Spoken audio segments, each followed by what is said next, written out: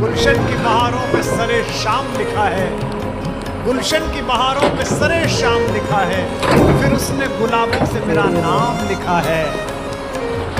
जिसने मेरी जानिब कभी मुड़कर नहीं देखा, उस शख्स के हाथों मेरा अंजाम लिखा है।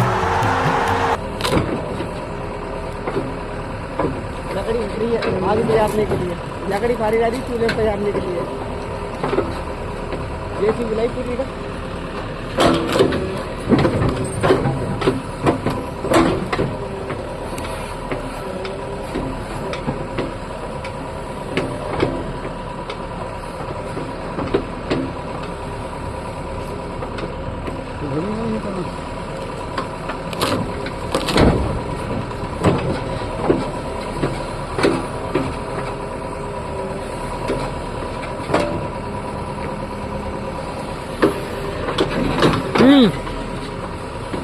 Ơi